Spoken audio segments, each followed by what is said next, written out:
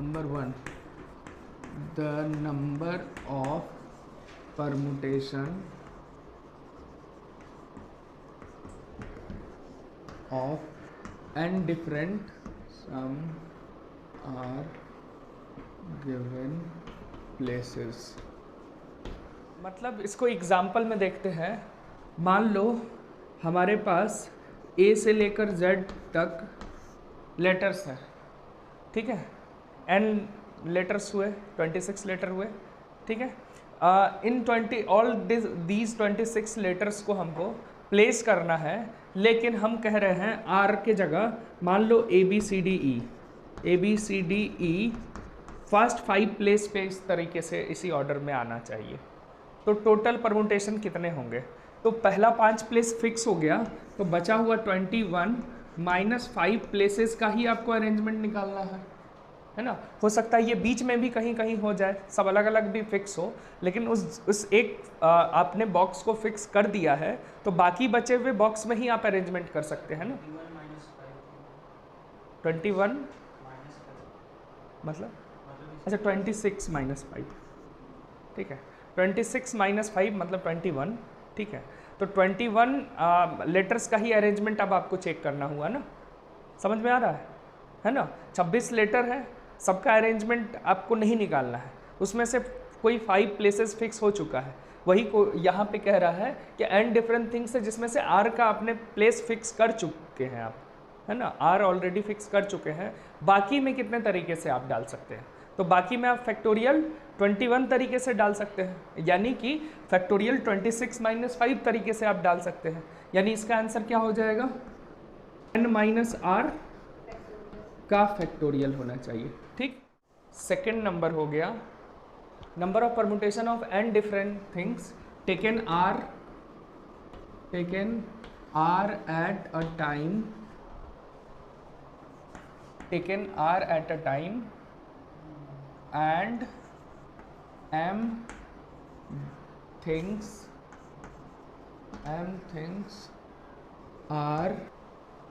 are fixed, ठीक है। m particular things are fixed at some m places,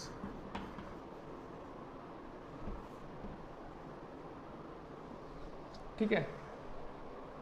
मतलब ये हुआ the number of permutation of n different things taken r at a time and m things are fixed at some m places. मतलब ये कि आपको n में से r का ही परमुटेशन निकालना है, r को चूज करना है ना। आपने r को लिया और उस r का आप अरेंजमेंट निकाल रहे हैं, उस r में m थिंग्स पर्टिकुलर थिंग्स अपने जगह पे फिक्स किया हुआ है ना। मान लो आपके पास a से z तक 26 लेटर है, ठीक है, आपको 10 लेटर ही फिल करना है, यानी 10 बॉक्स हैं आपके पास, ठीक है। और 10 में कोई 3 को आपने फिक्स कर दिया है, किसी 3 को आपने 10 बॉक्सेस में किसी 3 को आप ऑलरेडी फिक्स कर चुके हैं।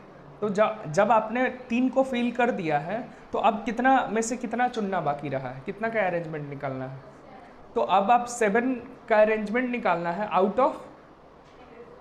आउट ऑफ ए से जेड में 3 आपने ले लिया है ना, तो 3 माइनस करना होगा 23। अब आपको 23 में 7 का अरेंजमेंट निकालना है ना, समझ आया? बताओ, आपने m को फिक्स कर दिया, n में से m को फिक्स कर दिया और बचा हुआ r माइनस m से आपको निकालना है ना। यानी कि अब आपको कितने में से कितना निकालना है? n माइनस m में से r माइनस m का अरेंजमेंट निकालना है। यही कर रहे हैं ना हम लोग। नंबर 3 करते हैं, द नंबर ऑफ परमुटेशन, इसका क्या हो जाएगा? सोचो, एक पर्टिकुलर थिंग को हमेशा छोड़ना है ना, तो अब बचा हुआ n-1 से ही आपको सेलेक्ट करना है ना r, समझ आया? तो क्या आंसर हो गया? n-1 PR, सीधे आंसर। हाँ, अच्छा, नंबर 4 इसी को करते हैं। चलो, नंबर 4 अगर इसी को बनाए, जिसमें से a particular thing is never included के जगह ऑलवेज इंक्लूडेड कर दें।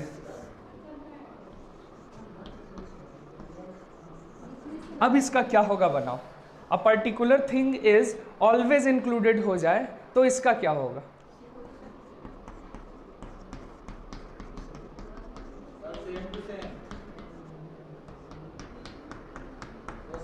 ठीक है, मान लो 10 हमारे पास लेटर है, नहीं 10 लेटर है हमारे पास, ठीक है, और 10 में से हमें 5 बॉक्सेस को फिल करना है, मान लो 7 बॉक्सेस को, 10 लेटर है हमारे पास, 7 बॉक्सेस को फिल करना है, ठीक, और उसमें हम कह रहे हैं कि बी हमेशा इंक्लूड होना चाहिए, ठीक। तो सबसे पहले बी को इंक्लूड करते हैं, तो बी को इंक्लूड करने का कितना तरीका?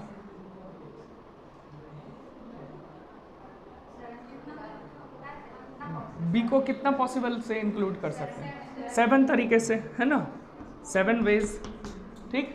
अब बचा हुआ 6 प्लेसेस, एक तो फिल हो गया कोई एक, है ना, इनटू, अब बचा हुआ 6 प्लेसेस को हमें फिल करना है ना। 6 प्लेसेस को फिल करने का 10 में से 6, 10 में से 6, 9 में से 6, तो हम क्या बोलेंगे? 9p6, ये बोलेंगे ना। मतलब ये क्या किया हमने किया n तरीका, जिस पर्टिकुलर थिंग को ऑलवेज इंक्लूड करना है उसका n तरीका, n वे में कर सकते हैं, एक बार यहाँ, एक बार यहाँ, एक बार यहाँ, n टाइम हो गया ना, अगर 7 है तो 7 बार कर सकते हैं। उसी तरह एक पर्टिकुलर थिंग को n तरीका, ठीक। अब बाकी बचा हुआ कितना हुआ? 6, मतलब n(r-1) को फील करना है ना, आउट ऑफ n-1 से, तो n-1 p(r-1) ये हो जाएगा ना, ठीक है। नंबर 5, नंबर ऑफ, ठीक है, इसका बनाओ, the number of permutation of n different things taken all at a time and m particular thing always come together, एक साथ आना चाहिए। मान लो हमारे पास n थिंग है, ठीक है, उसमें से हमें m को एक साथ रखना है, m थिंग को एक साथ रखना है, तो बचा कितना थिंग? m-n थिंग बचा ना, m-, और क्योंकि all at a time, permutation of n different taken all at a time कह रहा है ना, सबको लेना है, ठीक है। हाँ, मतलब हमको अब 10 में से 7 नहीं, 10 में से 10 लेना है, मतलब 7 लेना रहता तो 7p5, हाँ ठीक है, n-m, ठीक है, n-m थिंग, इसी का अरेंजमेंट निकालना है ना हमको। ये तो एक बन गया ना, इतना समझ आ रहा है, और यहाँ n-m है, टोटल कितना है? n-m और ये 1, तो n-m प्लस 1, इतने का अरेंजमेंट हमको निकालना है। इतने का अरेंजमेंट मतलब कितना? इतने का फैक्टोरियल, है ना। लेकिन इस फैक्टोरियल में इसके अंदर का सारा अरेंजमेंट एक अलग अलग टोटल ओवरऑल ऑर्डर, अलग अलग ऑर्डर का अरेंजमेंट देगा, यानी कि इसका अरेंजमेंट कितना होगा? m फैक्टोरियल का अरेंजमेंट, समझ आ रहा है? ये टोटल अरेंजमेंट हो गया हमारा। एग्जाम्पल फिर से, 5 थिंग है हमारे पास, A B C D E, ठीक है।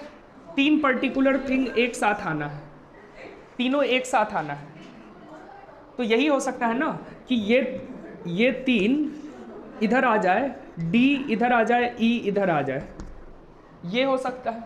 या फिर ऐसा हो सकता है कि ये 3 एक साथ आ जाए, इधर E आ जाए, इधर D आ जाए, या फिर ये तीनों एक साथ हो और इधर D आ जाए, इधर E आ जाए, और फिर इधर E और D और फिर तीनों एक साथ। इतना ही पॉसिबल अरेंजमेंट हो सकता है ना, तीनों एक साथ होगा तो।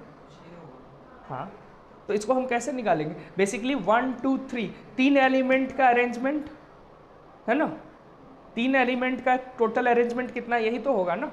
तो हमने कहा फैक्टोरियल 3, लेकिन क्या ये इतना ही अरेंजमेंट पॉसिबल है? नहीं, क्योंकि अंदर ABC भी है, यहाँ भी ABC है, यहाँ भी ABC है, यहाँ भी ABC है, टुगेदर है। लेकिन ये ACB भी तो हो सकता है, है ना। ये सी ए बी भी तो हो सकता है, ये बी ए सी भी तो हो सकता है। टोटल इसका भी 6 अरेंजमेंट होगा, इसका भी 6 अरेंजमेंट होगा, इसका भी 6 और इसका भी 6, और 6 into 6 into 6 sorry 6 plus 6 plus 6 plus 6 24 arrangement हो गया ना। इसी को हमने मल्टीप्लीकेशन 6 इंटू 4 किया ना, समझ आया। तो इस 3 का अरेंजमेंट 3 फैक्टोरियल इंटू 3 फैक्टोरियल करना पड़ेगा, इस 3 का भी अरेंजमेंट। तो 6 6 जा 36 हो गया। अच्छा इसका भी तो 6 होगा, 6 का 6 होगा ना, है ना। तो 6 टोटल 36 हो जाएगा ना। 1 2 3 4 5। एक और कोई छूट रहा है? अच्छा डी ई, हाँ ये वाला छूट रहा है, डी ई, और इसका भी 6 हो जाएगा, है ना। समझ आया। तो आप क्या किए, इसी को कन्वर्ट किए ना ये। और इस पूरे को अगर देखा जाए तो आपने तो यही किया ना, m प्लस m माइनस 1 का फैक्टोरियल, आपने उसका अरेंजमेंट निकाला और उस बॉक्स के अंदर कितना अरेंजमेंट पॉसिबल है उसको मल्टीप्लाई कर दिया। क्लियर? तो यही इसका जवाब हो गया। अब इसी में नंबर 6 कर देते हैं। नंबर 6 क्या कहता है? Number of permutation of n different taken all at a time and m particular things never come together. इसका क्या होगा? टोटल नंबर ऑफ अरेंजमेंट कितना होगा n पर्टिकुलर थिंग्स का? Factorial n। और हमेशा m पर्टिकुलर थिंग्स साथ आए, इसका टोटल नंबर ऑफ अरेंजमेंट कितना होगा? m factorial n minus m plus 1 का फैक्टोरियल। ये टोटल साथ आने वाला है, ये टोटल है, तो माइनस कर दो, तो बचा हुआ जितना होगा वो कभी साथ नहीं आने वाला होगा, है ना।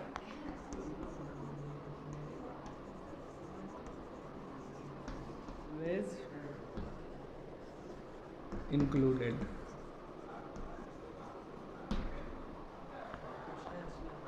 नहीं, बस इतना ही है। जे और आई के अलावा और दो क्या क्या आ सकता है? जे और आई हो गया, फिर ए पी हो सकता है, और क्या हो सकता है? जे और आई हो सकता है, यू आर हो सकता है, और क्या हो सकता है? जे और आई हो सकता है, पी और यू हो सकता है, जे और आई हो सकता है, और ए आर हो सकता है, फिर और जे आई नहीं, वो तो अभी क्या क्या पॉसिबल है, ये 4 ले सकते हैं, ये 4 ले सकते हैं, ये 4 ले सकते हैं, ये 4 और भी कुछ ले सकते हैं। जे आई 2 3 4 5 6, ठीक है। और तो नहीं है जे आई के साथ ए यू नहीं लिए हैं, हाँ जे आई ए यू हो सकता है, और क्या ले सकते हैं? और कोई ले सकते हैं, ए पी ले सकते हैं, ए आर ले सकते हैं, आर पी नहीं लिए हैं, जे आई आर पी ले सकते हैं। इतना पॉसिबल वेज है ना सेलेक्ट करने का, है ना, इतने पॉसिबल। इसका कितना अरेंजमेंट? फैक्टोरियल 4, सबका फैक्टोरियल 4, 1 2 3 4 5 6 इंटू फैक्टोरियल 4 तरीका, है ना। तो कितना हो जाएगा?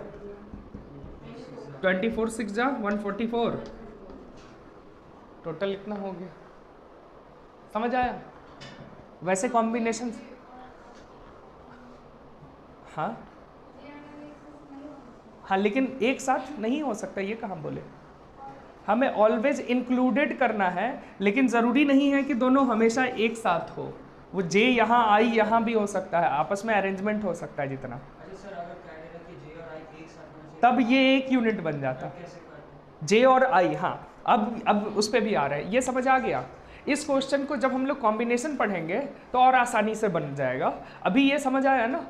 अब इसमें क्वेश्चन ये बनता है कि जे और आई अगर एक साथ आना होता, ऑलवेज एक साथ आना होता, तब क्या होता? क्वेश्चन है कि इसमें ये क्वेश्चन अब बनता है कि जे and I always included and come together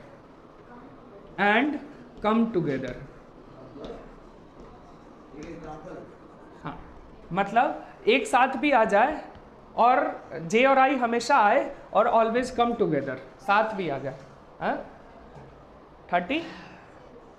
36। हाँ, 6 हमारे पास डिफरेंट कॉम्बिनेशन था, है ना, उसी का अरेंजमेंट निकालना था। और इच में जे आई अब एक साथ आ गया, बचा 2, 3 का अरेंजमेंट अब सब में चेक करना है। तो फैक्टोरियल 3 इंटू 6 समझ आया? ठीक है। अच्छा, अब यहां कर देता ऑलवेज इंक्लूडेड और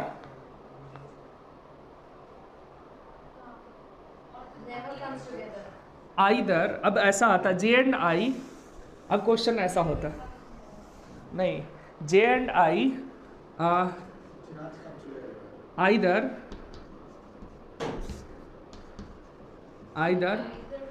कम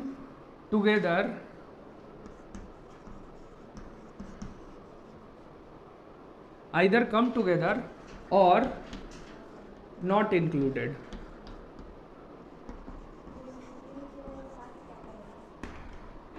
चलो इसका सही है। देखो बेसिकली क्या हुआ ना, पहला चीज तो एक चीज समझना है, एंड और का कंसेप्ट जो हमने सेट थ्योरी में पढ़ा था, है ना। एंड मतलब दोनों होना चाहिए, और ये भी हमने देखा था मल्टीप्लिकेशन और मतलब एडिशन, है ना। एडिशन प्रिंसिपल इन दोनों के बीच लगेगा, या तो पहला वाला आएगा यूनियन, दूसरा वाला आएगा, और दोनों का यूनियन मतलब एडिशन। ये हमने देखा था ना सेट थ्योरी में।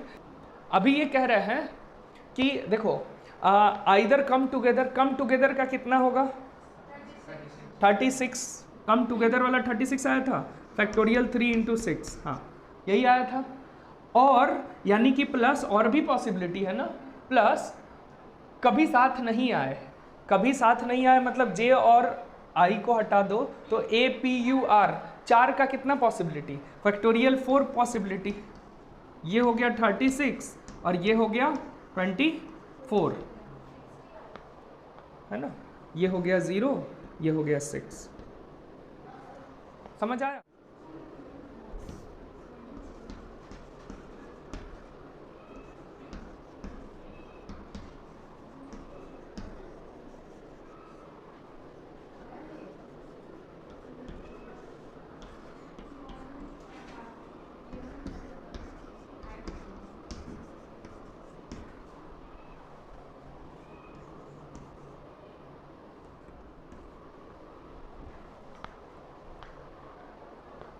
सोचो, क्योंकि ए 2 बार आया है, नहीं ए आपने तो फिक्स कर ही दिया, एक ए तो इधर रहेगा ही रहेगा।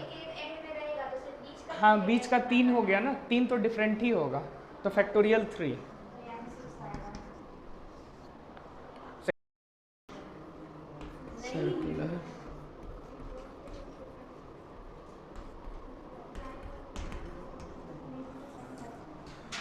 सर्कुलर परमुटेशन है, यानी किसी नंबर ऑफ थिंग्स को हम सर्कुलर वे में रखे हैं, पुट किए हैं एक सर्कुलर टेबल के अराउंड, तो उसको कितने तरीके से आप अरेंज कर सकते हैं। ठीक है, मान लो हमारे पास एक टेबल है और 3 उस पर चेयर्स लगे हुए हैं 120 डिग्री पे, ठीक।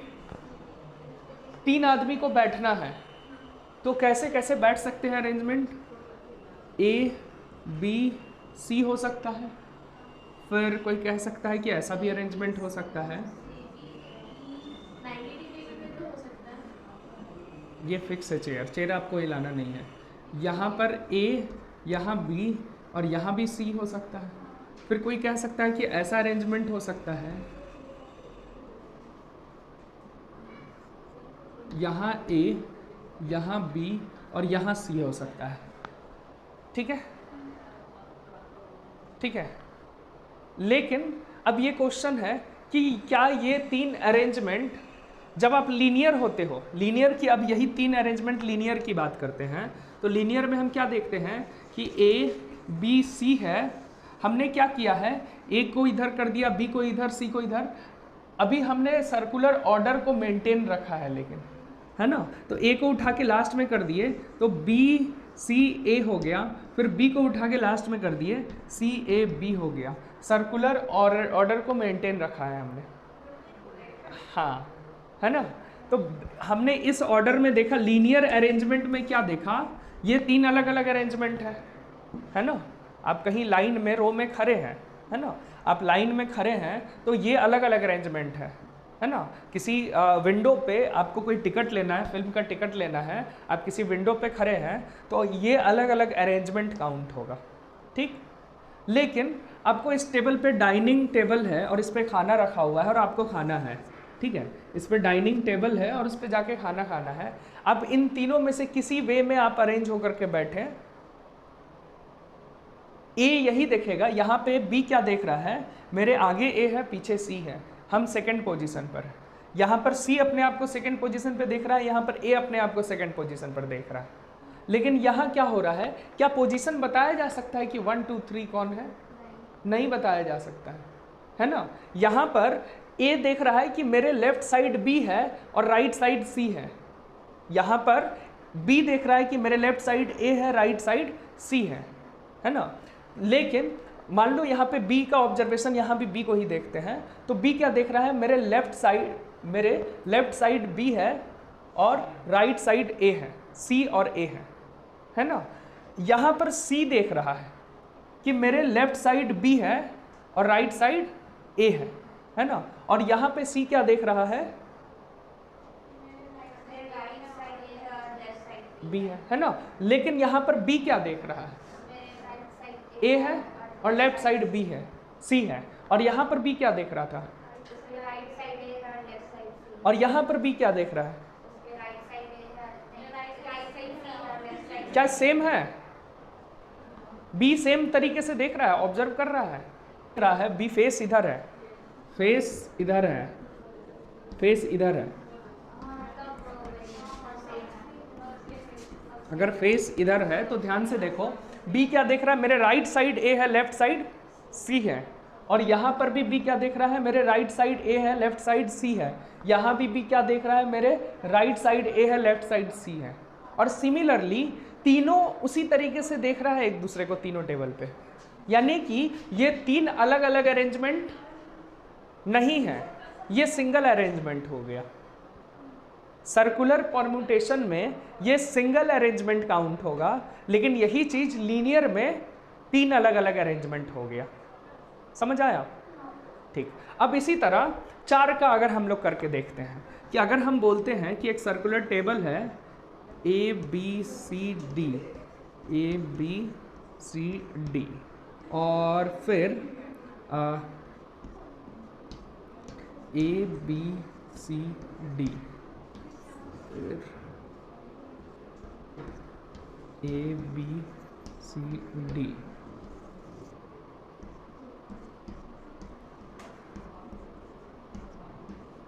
ठीक है। सर्कुलर परम्यूटेशन में अगर 4 चेयर लगा हुआ होता तो फिर उसी तरीके से ए क्या देख रहा है, right side B, left side B को, राइट साइड डी को। यहाँ पर ए क्या देख रहा है, लेफ्ट साइड बी को, राइट डी को। यहाँ भी ए क्या देख रहा है, सेम है ना। मतलब ये हुआ कि ये भी सारा सर्कुलर अरेंजमेंट सेम है ना। और वही चीज अगर 4 का combination A B C D का करो तो यहाँ डी और ए आ जाएगा, और यहाँ पर सी, यहाँ D C D A B आ जाएगा, और फिर डी ए बी सी आ जाएगा। यही अरेंजमेंट होगा ना। और लीनियर में देखो फिर से 4 अलग अलग हो गया, और सर्कुलर में चारों सेम हो गया। इसी तरह 5 होता तो लीनियर का 5 अरेंजमेंट सर्कुलर का 1 अरेंजमेंट के बराबर होता। समझ आया?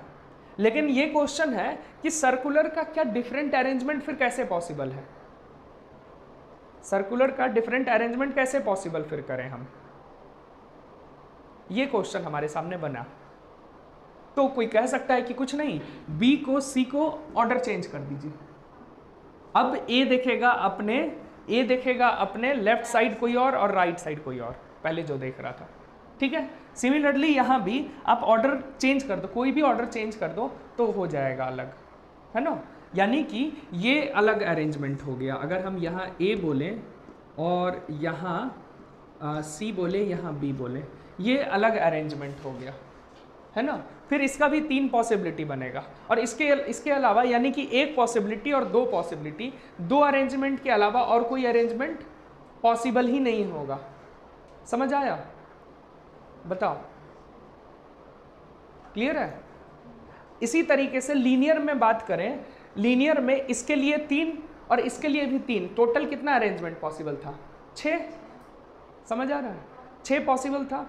हमने क्या किया, 3 ऑब्जेक्ट का अरेंजमेंट देखा, तो हमने क्या देखा, इसका 2 अरेंजमेंट और उसका 3 टाइम्स, क्योंकि 3 ऑब्जेक्ट का देख रहे हैं तो उसका 3 टाइम्स लीनियर अरेंजमेंट के इक्वल आ रहा है ना। 4 ऑब्जेक्ट का अगर देखो तो इसका फिर 4 अलग अलग अरेंजमेंट पॉसिबल होगा ना सर्कुलर वे में। एक होगा ए, यहाँ पर सी आ जाए और यहाँ बी आ जाए, यहाँ डी आ जाए, है ना। इसी तरह 4 अलग अलग शफल करके अरेंजमेंट पॉसिबल होगा, है ना। और सबका क्या होगा, हम मतलब और भी मेनी अरेंजमेंट पॉसिबल ऐसा हो सकता है, और लेकिन हर के साथ कितना हो रहा है, 4 बन रहा है। यानी कि एक सर्कुलर अरेंजमेंट इस ऊपर वाले केस में 3 × 1 लीनियर के बराबर है। एक सर्कुलर अरेंजमेंट 3 × 1 लीनियर के बराबर है। सही है? नहीं, उल्टा लिख दिया हमने। सर्कुलर में 3 मल्टीप्लाई करेंगे ना, लीनियर ज़्यादा है ना। ऊपर वाले केस में एक लीनियर अरेंजमेंट 3 × 1 सर्कुलर अरेंजमेंट के बराबर है।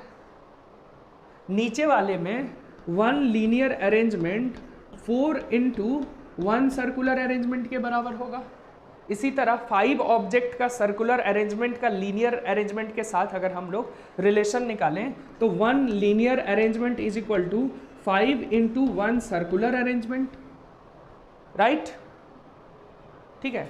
और टोटल कितने पॉसिबल वेज होंगे, तो हम कहते हैं टोटल 1 लीनियर अरेंजमेंट को अगर हम n से मल्टीप्लाई कर दें, है ना, तो n linear arrangement is equal to 5 × 5 के लिए अगर बात करें तो n सर्कुलर अरेंजमेंट, है ना।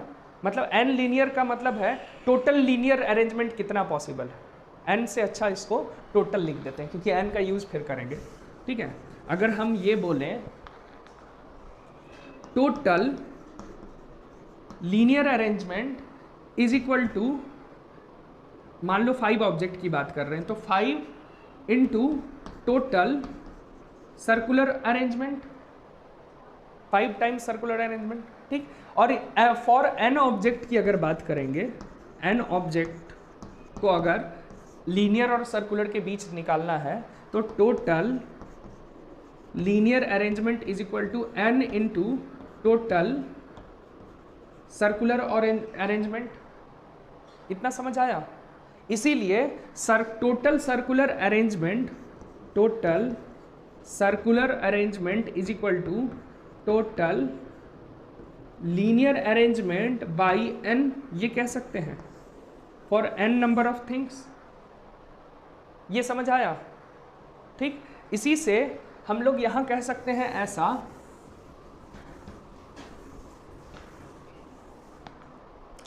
Number of circular permutation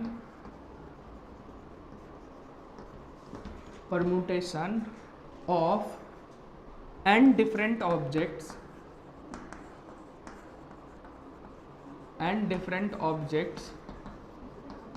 is equal to क्या हो जाएगा,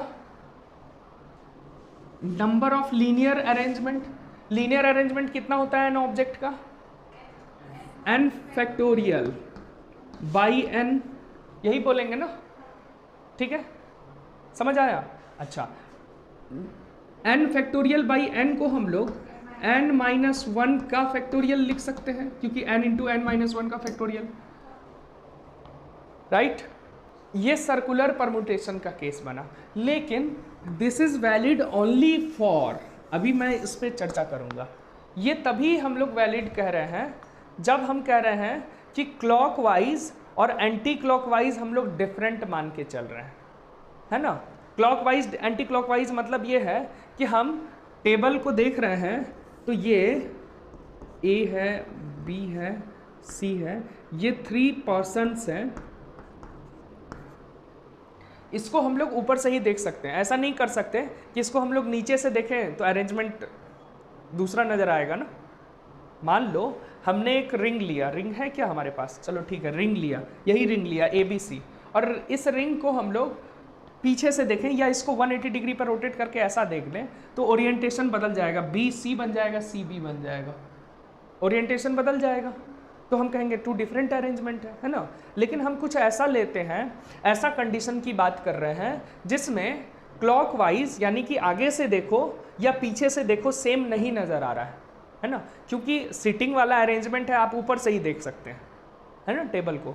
लेकिन जैसे दूसरा एग्जाम्पल है, जब आप किसी माला की, जब फूल माला की जब आप बात कर रहे हो, है ना, किसी भी नेकलेस की बात कर रहे हो, नेकलेस को आप इधर से देखो या इधर से देखो, नेकलेस को इधर से देखो या इधर से देखो, है ना, तो आपने एक तरह से दो अरेंजमेंट को जोड़ दिया उसमें, है ना। तो ये है मतलब इसमें क्लॉकवाइज देखो या एंटी क्लॉकवाइज देखो, सिमिलर अगर नहीं है पैटर्न तब हम कह रहे हैं ये है, लेकिन जहां सिमिलर पैटर्न है वहां 2 से डिवाइड करना होगा। नेकलेस वाले केस में समझ आ रहा है, नेकलेस वाले अरेंजमेंट में तो हमको 2 से डिवाइड करना होगा। तो बेसिकली इसके लिए एक और इंफॉर्मेशन क्या, it is valid for clockwise arrangement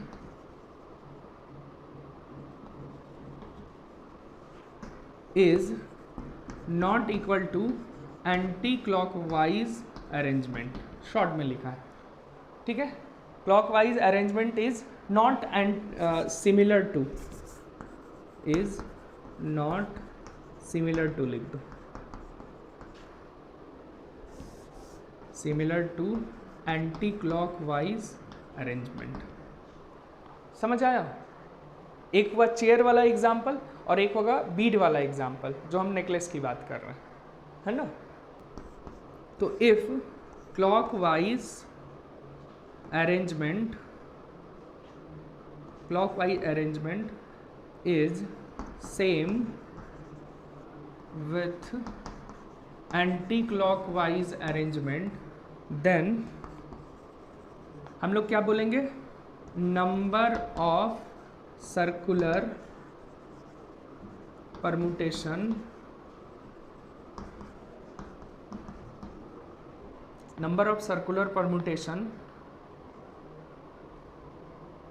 of n different things is equal to n-1 का फैक्टोरियल बाई 2। अंडरस्टूड। ये दो केस समझ में आया।